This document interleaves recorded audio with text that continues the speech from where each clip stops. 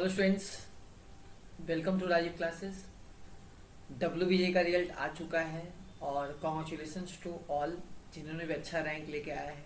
ठीक है, तो अब हम लोग बात करने वाले हैं कि काउंसलिंग का क्या प्रोसेस रहेगा और काउंसलिंग कैसे होगा, इसके बारे में हम लोग डिस्कस करेंगे। देखो, ये जो वीडियो है ये बनाने का मेन मोटिव है कि आपको काउंसलिंग के बारे में ओवरऑल एक ब्रीफ आइडिया रहना चाहिए, क्योंकि बहुत सारे स्टूडेंट क्या होता है काउंसलिंग में ही मिस्टेक करते हैं। ठीक है, तो मैं कुछ आपसे बातें शेयर करना चाहता हूँ जो काउंसलिंग में आपको थोड़ा ध्यान रखने हैं कि आप काउंसलिंग क्या करोगे, क्या नहीं करोगे, कौन सा स्ट्रीम डालोगे, कौन सा स्ट्रीम नहीं डालोगे। तो ये छोटे छोटे चीज़ों का आपको ध्यान रखने की ज़रूरत है। पहले मैं पूरा आपको काउंसलिंग का प्रोसेस समझा दूंगा, उसके बाद मैं स्ट्रीम के बारे में बात करूंगा। ठीक है ना। ऑल तो मैं एक ही वीडियो में हर कुछ कवर अप कर रहा हूँ क्योंकि टाइम की काफ़ी कंस्टेंट है बच्चों। तो फिर भी अगर लगे किसी को कि नहीं ठीक है थोड़ा सा और अलग से स्ट्रीम के बारे में बताइए, क्योंकि मैं खुद एक इंजीनियर हूँ तो मुझे भी सब्जेक्ट का नॉलेज रहा है कि कौन सा सब्जेक्ट में क्या रहता है। तो वो मैं आपको बाद में बताऊंगा कि क्या रही है मेरी, या क्या कैसे हो सकता है। तो उसके बारे में हम बाद में डिस्कस करेंगे। पहले हम बता दें कि इस साल WBJ में ई काउंसलिंग होने वाला है, मतलब सारा जो काउंसलिंग होगा वो इंटरनेट के थ्रू होगा, आपको कहीं भी फिजिकल जाने की ज़रूरत नहीं है। सबसे पहले मैं बात कर लूँ कि इस साल जो आपका रैंक आया है वो मैं बता दूं कि 200 टोटल मार्क्स का एग्ज़ाम हुआ था। ठीक है, और 200 मार्क्स में जिन बच्चों का 60 से 70 मार्क्स आया है उनका लगभग 3 से 4 हज़ार के बीच में रैंक लगा है। ठीक है, जिन बच्चों का 50 से 60 के बीच में मार्क्स है उनका लगभग 5 से 7 हज़ार के बीच में रैंक लगा है। जिनका 100 से ऊपर मार्क्स है उनका लगभग 1000 से 2000 के बीच में रैंक लगा है। ठीक है ना। जिनका हो सकता है वो डेटा ऊपर नीचे हो जाए क्योंकि हर बच्चों से हम बात नहीं कर पाए। ठीक है, तो हमें एग्जैक्टली हम एक रफ आइडिया आपको बता रहे हैं क्योंकि WB का हर साल सिनेरियो थोड़ा सा चेंज होते जा रहा है। ठीक है ना। अगर जिनकी बात करें जिनका 110 से लेके 130 के बीच में है वो लगभग 1000 के अंदर, 500 से लेके 1000 के बीच में रैंकिंग आई है। ठीक है, जिनका लगभग 140 150 है वो अंडर आराम से 300 से 200 के बीच में रैंक उनकी आ चुकी है। ऑल ये तो मैंने आपको बता दिया कि क्या रैंकिंग रही है इस बार। लगभग 72,000 स्टूडेंट को रैंक दिए गए हैं। ठीक है, टोटल स्टूडेंट लगभग 80,000 बैठे थे इस साल। जनरली WBJ में 1.5 लाख बच्चे बैठते हैं, लेकिन सडनली WBJ जो है वो फरवरी में हो गया और इसकी वजह से बहुत ही कम स्टूडेंट जो है वो बैठे हैं। तो पहले मैं आपको काउंसलिंग का प्रोसेस समझा देता हूँ, फिर हम फर्दर बात करेंगे। एक और मैं इंपॉर्टेंट चीज़ आपके सामने बात रखना चाहता हूँ कि आपको ई काउंसलिंग जो करनी है सारा का सारा वेबसाइट के थ्रू करना है। आपको कहीं और जाने की ज़रूरत नहीं है। तो मैं पूरा आपको प्रोसेस समझा देता हूँ। और अभी डेट नहीं आया है काउंसलिंग का, तो मेरे सामने वेबसाइट खुला हुआ है। ठीक है, मैं वेबसाइट को आपको WBJ का वेबसाइट लेके चलता हूँ। ये ऑफिशियल वेबसाइट है WBJ का। ठीक है, जहाँ से मैंने ये PDF उठाया है। तो पहले आपको बता दूं कि जो WBJ में जो कॉलेज है वो आपका दोनों के थ्रू एडमिशन ले रही है, मतलब WBJ की रैंक के अकॉर्डिंगली भी और कुछ कॉलेज जेई मेंस के अकॉर्डिंगली भी ले रही है। WBJ में one of the famous college है जादवपुर यूनिवर्सिटी। ठीक है, वो काफ़ी अच्छी यूनिवर्सिटी रही है, उसकी रैंकिंग भी अराउंड 9 to 10 हर साल रहता है पूरे मतलब that is equivalent to IITs के इक्वेलेंट वो कॉलेज है, क्योंकि वहाँ की पैकेज भी बहुत अच्छी है। तो इस साल लेकिन उसमें कुछ चेंजेस आया है जो मैं आपको बताऊंगा कि क्या चेंजेस आया है। तो ज़्यादातर लोग जो WBJ का मतलब एग्ज़ाम देते हैं, जो आउटसाइडर रहते हैं, वो मेनली जादवपुर यूनिवर्सिटी की वजह से देते हैं। उसके अलावा भी बहुत सारे अच्छे अच्छे कॉलेज अवेलेबल हैं जिसके बारे में बात करेंगे। तो पहले मैं काउंसलिंग का प्रोसेस बता देता हूँ कि काउंसलिंग का प्रोसेस क्या रहेगा। देखो, सबसे पहले मैं आपको बता दूं कि देखो जो लोग का WBJ में रैंक आया है, देखो 2 तरीके से होगा इस बार मतलब काउंसलिंग। एक तो जिनका WBJ के थ्रू है उनको उनको बेसिकली क्या करना है, उनका 3 राउंड काउंसलिंग होगा। मैं आपको यहाँ ध्यान से देखो बताता हूँ। तो उनका क्या होगा, आपका लगभग आपका 3 राउंड होगा। जैसे देखो ध्यान से आप देखोगे तो यहाँ लिखा हुआ है कि 3 राउंड में आप काउंसलिंग दे सकते हो। अभी आप सबसे पहले रजिस्टर करोगे वेबसाइट पे जाके, जिन्होंने सिर्फ WBJ के थ्रू सोच रहे हैं सीट लेने का कॉलेज में, तो उनको जाके वेबसाइट पे रजिस्टर करना है। और रजिस्टर करने के बाद जो है वो क्या करना है कि आपका काउंसलिंग चॉइस फिल करना होगा। तो मैं आपको पहले बता देता हूँ कि ये टोटल 3 राउंड काउंसलिंग होने वाला है। जो सीट बच जाएगा फर्दर राउंड में ट्रांसफर हो जाएगा। फ्रेश कैंडिडेट जो है वो हर बार रजिस्टर कर सकते हैं। सपोज करो कि मान लो कोई ऐसा बंदा है जो पहला राउंड के लिए रजिस्टर नहीं किया है, तो ठीक है, वो दूसरे राउंड में जाके रजिस्टर कर सकता है, ठीक है ना। ये सबसे पहले इंपॉर्टेंट बात जो है आपको ध्यान में रखना है, ठीक है। अगर मैं रिजर्वेशन की बात करूं, तो यहाँ जो भी एससी और एसटी और ओबीसी स्टूडेंट्स हैं, वही जो है आपका रिजर्वेशन का फायदा उठा सकते हैं, जिनका डोमिसाइल है। जिनका डोमिसाइल नहीं है वो इस रिजर्वेशन का फायदा नहीं उठा सकते हैं। और मैं आपको बता दूं कि आपने पढ़ा होगा कि टीएफडब्ल्यू रैंकिंग भी होती है। टीएफडब्ल्यू आपको पता है कि जो इकोनॉमिकली वीकर सेक्शन है, ईडब्ल्यूएस, उनके लिए टीएफ रैंकिंग होती है, जो स्टार्टिंग में ही आपको सर्टिफिकेट बनाना होता है। अब आप नहीं बना सकते, अगर आपके पास टीएफडब्ल्यू है तो डेफिनेटली आप जो है वो फायदा उठा सकते हैं टीएफडब्ल्यू का। इनकी भी बहुत अहमियत है, काफी कम फी में एडमिशन होते हैं। अभी जो लोग डब्ल्यूबीजेई के थ्रू दिए उनकी बात अलग हो गई। उन्होंने क्या किया, अपने अकॉर्डिंगली सीट रजिस्टर कर लिया, डब्ल्यूबीजेई के अकॉर्डिंगली उन्होंने एडमिशन जो है अपना ले लिया, ठीक है ना। अभी जो बच्चे डब्ल्यूबीजेई नहीं दिए हैं, वो कॉलेज चाहते हैं वेस्ट बंगाल में लेना, तो वो क्या कर सकते हैं, वो जो है वो जेई मेंस के थ्रू भी अपना परसेंटाइल के अकॉर्डिंगली जो है वो ले सकते हैं। बट लेकिन फर्क क्या है, अगर आप डब्ल्यूबीजेई के थ्रू आ रहे हो तो आपको ई काउंसलिंग के लिए जो है कोई भी फी नहीं लगेगा। लेकिन अगर आप जेई मेंस के थ्रू आ रहे हो तो आपको 500 का काउंसलिंग फी आपको देना पड़ेगा, ठीक है ना। तो जो लोग जेई मेंस के थ्रू सिर्फ आ रहे हैं उनको 500 का ये बेसिकली लगने वाला है।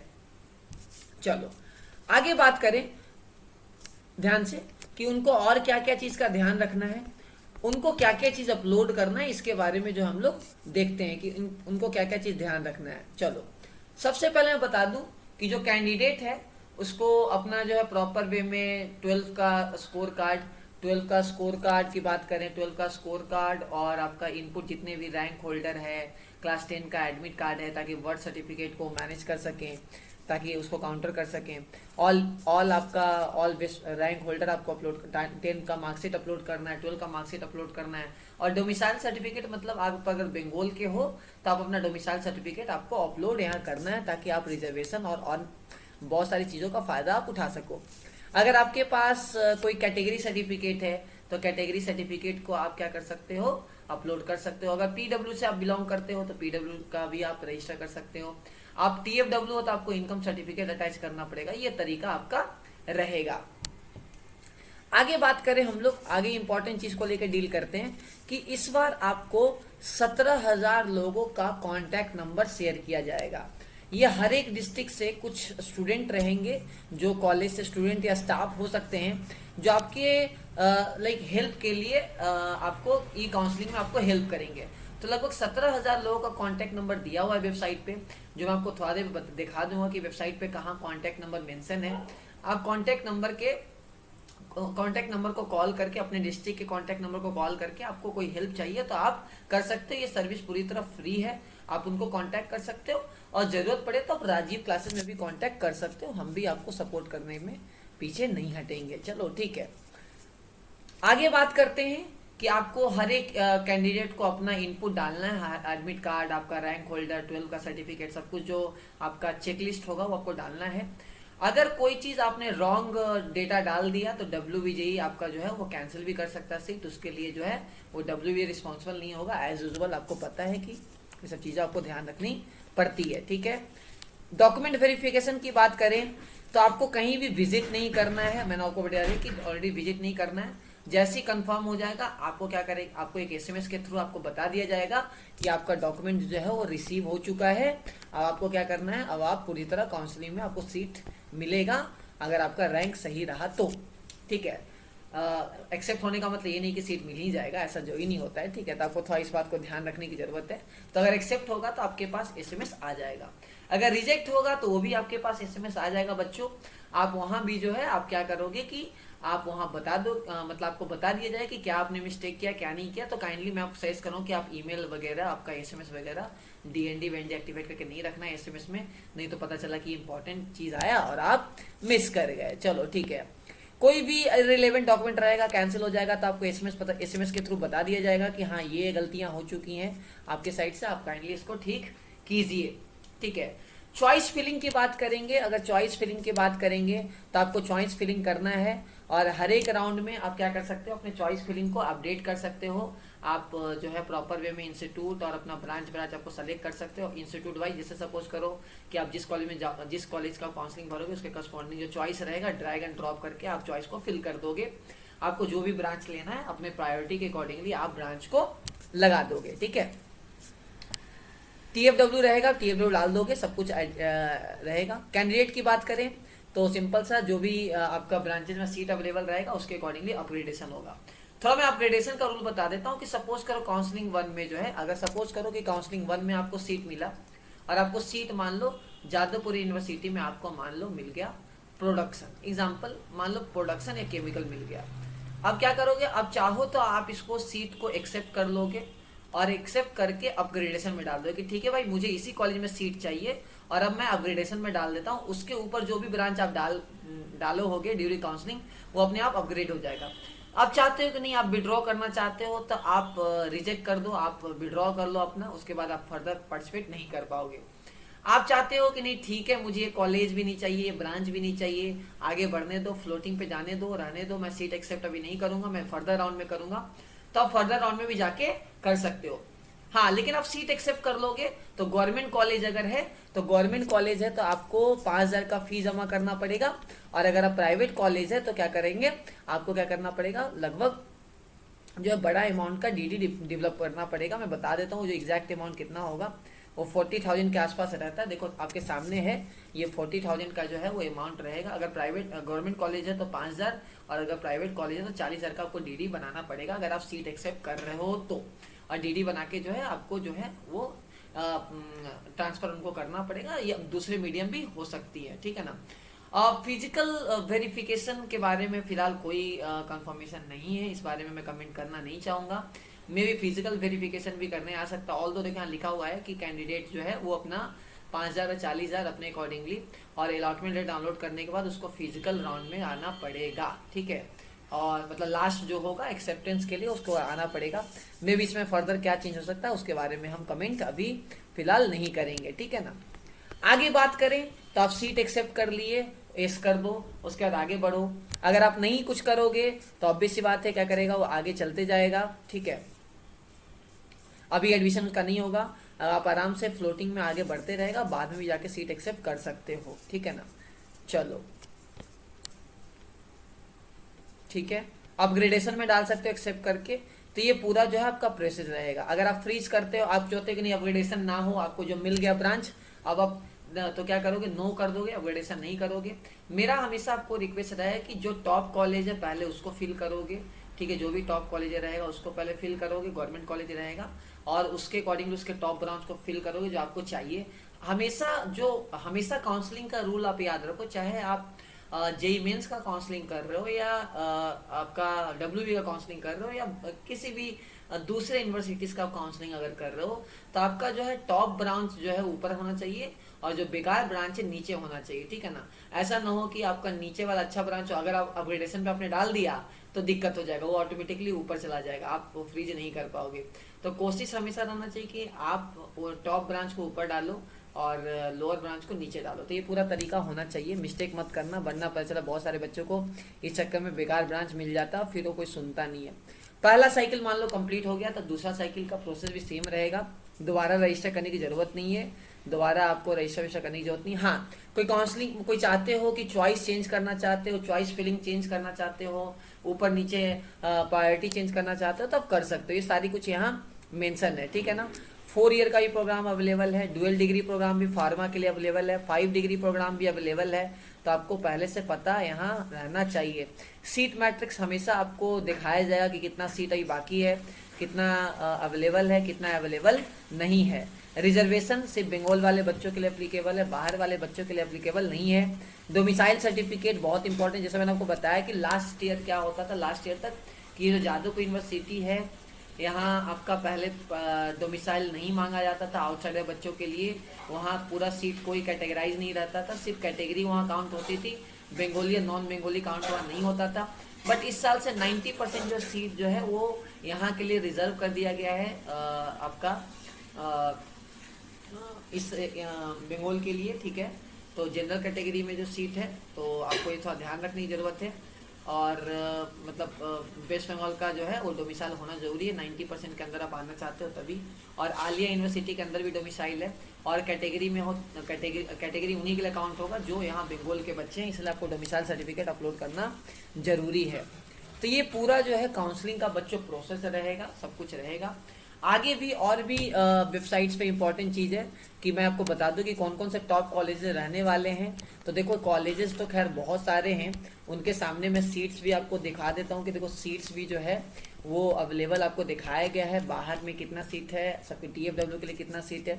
तो चलो देखो, ये coach Bihar government engineering college, बहुत सारा गवर्नमेंट इंजीनियरिंग कॉलेज है, प्राइवेट इंजीनियरिंग कॉलेजेस भी है। गवर्नमेंट इंजीनियरिंग कॉलेज में गवर्नमेंट लिखा रहेगा, आप यहाँ जाके देख भी सकते हो, ठीक है। यहाँ देखो सबका कॉलेज का सीट बीट यहाँ मेंशन है, जो भी यूनिवर्सिटीज़ है सबका कॉलेज का मेंशन है, सीट भी मेंशन है, ब्रांच के अकॉर्डिंगली ये पूरा आपको पूरा मैट्रिक्स जो है वो मिल जाएगा। आप अपना जो है रैंकिंग के हिसाब से डाल सकते हो, ठीक है। तो मैं इसे आपको शेयर कर दे रहा हूँ, ठीक है। अच्छा, आगे अगर हम लोग बात करेंगे, मैं आपको बता दूं कि यहाँ जो है मैं आपको दिखा देता हूँ कि जादवपुर यूनिवर्सिटी में जनरली जो है अगर पिछले साल के अकॉर्डिंगली तो देखो ओपनिंग रैंक आपका पिछले साल के अकॉर्डिंगली ओपनिंग रैंक आपका 1 से था, और 1 रैंक वाले तो बच्चे ऑब्वियस से पता है कि वो IIT में भी जाएंगे, तो उनके बारे में कमेंट करना तो खैर सही नहीं रहेगा। तो पिछले बार जो है के अकॉर्डिंगली हमने एक लिस्ट बनाया है कि जादवपुर यूनिवर्सिटी में ओपनिंग रैंक 1 था और क्लोजिंग रैंक जो है वो आपका 2537 था। और इसमें जो अप्रोक्सीमेटली फ़ी है यहाँ बाई मिस्टेक दिखा दिया गया है, जो फ़ी है ये 5000 है। मैं बता दूँ बहुत ही कम फी रहता है, ऑल दो ये चीज़ प्राइवेट कॉलेज के लिए अवेलेबल है। और जो एवरेज पैकेज है ये बहुत ज़्यादा दिखा दिया गया, 58 लाख नहीं होगा बच्चों, हाँ, लेकिन जादवपुर का पैकेज आराम से 20 लाख के आसपास जो है LPA रहता है। अगर आप अच्छे कॉलेज अगर मतलब अच्छे ब्रांच से पास होते हो तो ऑन एन एवरेज 20 के आसपास रहता है। मेरे डिपार्टमेंट में काफ़ी स्टूडेंट्स का इसके लगभग आसपास पैकेज रहा है इस कॉलेज से, इलेक्ट्रॉनिक्स ब्रांच से, इलेक्ट्रॉनिक इंस्ट्रूमेंटेशन ब्रांच से, ठीक है। तो ये एक एक्सपेक्टेड डेटा है बच्चों, ठीक है ना। कल्याणी ये भी गवर्नमेंट कॉलेज है, इनके भी आपको सामने, तो ये मैं PDF भी आपको शेयर कर दूंगा, आप यहाँ से भी देख सकते हो। इसमें कुछ डेटा जो है गलत हो सकता है बच्चों, क्योंकि सिंस हम लोग जल्दी जल्दी में बनाते हैं तो ये मिस्टेक हो सकता है, मैं आपको बता दूं। तो ये सब टॉप कॉलेजेस का नाम है, तो आप जो है इनको हमारा जो वेबसाइट का हम जो लिंक देंगे आप वहाँ से भी जाके ये चीज़ को डाउनलोड कर सकते हो। ये पूरा कॉलेजेस का नाम है, जहाँ जहाँ अवेलेबल है सीट आप वो देख सकते हो, लगभग 112 कॉलेजेस हैं, ठीक है। और टॉप कॉलेज की अगर हम बात करें तो यूनिवर्सिटीज़ में बात करेंगे तो Jadavpur university, Kalyani university, Jalpaiguri, leather technology, ये सब गवर्नमेंट कॉलेजेस हैं। प्राइवेट में टेक्नो इंडिया, IEM, ये सब अच्छे प्राइवेट कॉलेजेस हैं, तो आप इनको भी देख सकते हो अगर आप बंगाल में रहने का सोच रहे हो तो। HIT भी है, हल्दिया भी है आपका, हेरिटेज भी है आपका, MCKV भी है, बहुत सारे कॉलेजेस हैं, आप वहाँ से भी पढ़ के अच्छा खासा कर सकते हो। तो ये जो है पूरा तरीका है काउंसलिंग का रहेगा। सीट मैट्रिक्स में मैंने आपको बता दिया। तो प्रॉपर रही बात ब्रांच को लेके, तो आप इंटरेस्ट देखो अपना कि आपको इलेक्ट्रॉनिक्स में इंटरेस्ट है, फर्दर आप क्या करना चाहते हो, कोडिंग में इंटरेस्ट है तो आप कंप्यूटर चले जाओ, ठीक है। आपको मेडिकल में इंटरेस्ट है तो फार्मा में भी जा सकते हो। तो आपके अकॉर्डिंगली आप चॉइसेस को फिल करो, और अगर फर्दर लगता है कि आपको और चेंजेस लाना है, डिफरेंट चीज़ें करनी है, तो आप उसके अकॉर्डिंगली भी जा सकते हो। तो ये मेरे साइड से एनालिसिस रहा है बच्चों, आप इसको देखो। ओवरऑल मैंने आपको एक ब्रीफ सिनारियो बता दिया कि क्या रहेगा क्या नहीं रहेगा। अगर स्टिल किसी को डाउट है तो कमेंट कर सकता है, ठीक है, और हम लोग और भी आपको हेल्प करेंगे। तो तब तक के लिए टेक केयर, बाय बाय, ख्याल रखो। कोई दिक्कत हो तो बताओ, काउंसलिंग सही से करना, कोई दिक्कत ना हो जाए। काउंसलिंग पक्का भरना चाहिए, किसी एक काउंसलिंग पे डिपेंडेंट नहीं रहना चाहिए। तो 500 कोई बड़ी अमाउंट नहीं है। अगर आप JEE मेंस के थ्रू भी जा रहे हो, JEE मेंस के थ्रू भी आप भर के रखो। ऑल दो अच्छे कॉलेज तो फिलहाल JEE मेंस के थ्रू नहीं ले रहा है। सीट मैंने आपको दिखा दिया, देखो यहाँ लिखा हुआ है सीट मैट्रिक्स के अकॉर्डिंगली कि कौन सा JEE मेंस के थ्रू ले रहा है, कौन सा जो आप जो लास्ट वाला जो पार्ट देख रहे हो JEE मेंस के थ्रू है, ठीक है। देखो JEE मेंस के थ्रू यहाँ मेंशन है कि कौन कौन सा कॉलेज। देखो government college generally JEE mains के थ्रू नहीं ले रही है, जो प्राइवेट कॉलेजेस है वो JEE मेंस के थ्रू लेती है, ठीक है ना। तो आप JEE मेंस के थ्रू भी देखो, इसे मैं आपको दिखाता हूँ कि देखो ये जो लास्ट वाला जो है वो JEE मेंस का सीट मैट्रिक्स है। तो आप देखो, मैं बता दूं कि जैसे टॉप कॉलेज जादव यूनिवर्सिटी है या आपका और जो जलपाईगुड़ी है, ये सब जो है, इनमें आपका JEE मेंस के थ्रू नहीं हो रहा है एडमिशन्स। ये सारे जो एडमिशन्स होंगे वो WBJ के थ्रू होंगे, लेकिन अगर हेरिटेज है, आपका हुगली है, ये सब जितने भी कॉलेज हैं, इन सब जगह IM है, इन सब जगह JEE मेंस के थ्रू भी एडमिशन्स बच्चों हो रहे हैं, ठीक है ना। तो चलो मेरे साइड से इतना ही है फिलहाल।